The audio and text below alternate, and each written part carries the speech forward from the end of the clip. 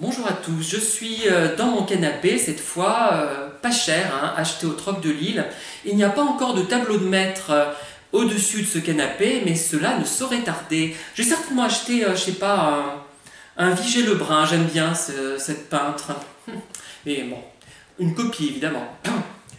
Bref, trêve de baliverne. Alors, je vais parler brièvement de la séduction que déploient les pervers narcissiques, les vides intérieurs. Je préfère ce terme, hein. J'en reviens à ça, puisque c'est encore pire d'être vide que d'être pervers. Le vide, c'est ça qui provoque tout le reste, à mon avis. Ce sentiment de vide, de nullité, de non-construction, d'inexistence, qui est le moteur, finalement, de l'aspect pervers. Et voilà, bon, à mon avis. Alors, donc, j'avais parlé des manipulateurs qui étaient souvent homo, à mon sens. Alors, je n'ai pas encore suffisamment étudié le sujet pour en parler précisément, mais j'ai autre chose à dire à ce sujet. Il est vrai que certains développent la théorie selon laquelle les manipulateurs ont tellement besoin de proie et tellement c'est difficile à trouver qu'ils vont chercher à séduire tout le monde. À la limite, c'est vrai qu'ils soient homo, hétéro, bisexuels, trisexuels, quadrisexuels et que sais-je encore, peu importe, puisque leur but c'est d'avoir une victime.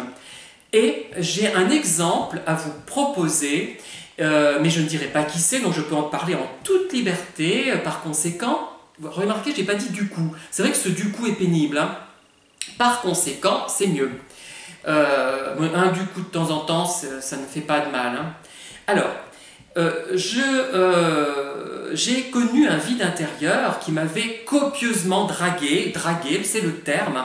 Alors, soit en draguant de façon, je dirais, basique, c'est-à-dire de façon presque directement sexuelle, avec le côté aigriard et salace et un peu vulgaire que ça peut avoir, mais les manipulateurs sont des personnes foncièrement vulgaires, nous le savons, ou alors d'une manière plus délicate, où on me faisait la cour, voyant que la partie salace n'avait pas marché. J'ai eu les deux versions, moi. Et en me documentant un petit peu, l'air de rien, j'ai constaté, en écoutant aux portes parfois, que cette personne draguait systématiquement tout le monde. Il était sans arrêt dans la séduction.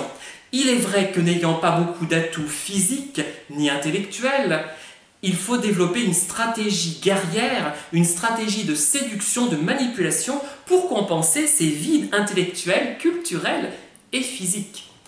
Voilà. Et effectivement, c'est quelqu'un qui fait des avances à absolument tout le monde, que ce soit des jeunes, des vieux, des femmes, des hommes, des transsexuels, j'imagine, s'il en existe dans son environnement. Et il drague. Voilà. Soit de façon vraiment vulgaire, qui correspond bien à sa personnalité, là je pense qu'il est plus doué dans ce domaine-là, soit de façon plus élégante, quand il se rend compte qu'il a affaire à quelqu'un un peu comme moi, qui a besoin qu'on enveloppe quelque peu les choses. Voilà. Et donc, ne vous fiez pas à ces stratégies. Ces gens-là ont tellement peu d'atouts personnels que finalement, ils sont obligés d'en passer par là. Ce sont des sortes de handicapés de la vie, finalement, et ils sont obligés de déployer des ruses de sioux, littéralement, pour parvenir à leur fin. Ils y arrivent, mais pas longtemps, hein.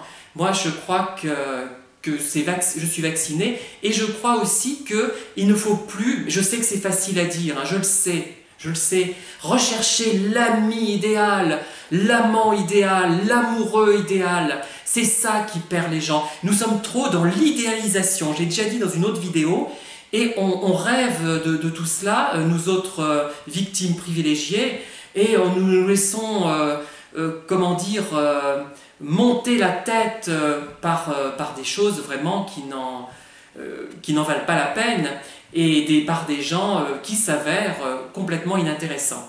Moi, je crois que les rêves, ils sont dans la littérature, et moi, je continue à rêver grâce à mes livres, même si j'ai peu de gens réceptifs, hein, je me rends compte, puisqu'il faut avoir un certain état d'esprit pour être réceptif, et puis je n'ai pas un talent non plus éblouissant, hein, faut dire ce qui est aussi, ce qui ne facilite pas non plus les choses, hein. Voilà. Donc, ne vous fiez pas aux avances qu'ils vous font. Les avances qu'ils vous font, qu'elles soient érotiques, qu'elles soient sentimentales, qu'elles soient amicales, ils les font à tout le monde y passe. Et ils sont épuisés, j'imagine, en fin de journée. Et pour se détendre, qu'est-ce qu'ils font? Eh bien, ils abusent de drogues de toutes sortes, notamment d'alcool, et c'est pour ça qu'ils sont très dépendants de toutes ces drogues, en fait, voilà. Notamment, hein, c'est une des raisons.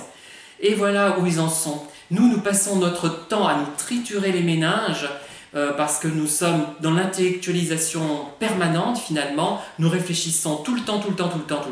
Nous ne pouvons pas nous en empêcher et c'est une bonne chose. Je pense qu'il faut être comme ça. Moi j'aime bien les gens comme ça.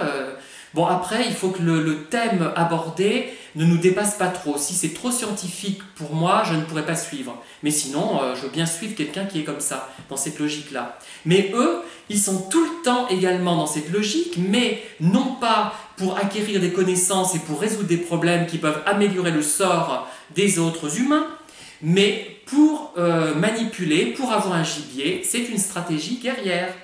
Je vous remercie de m'avoir écouté et je vous dis à très bientôt.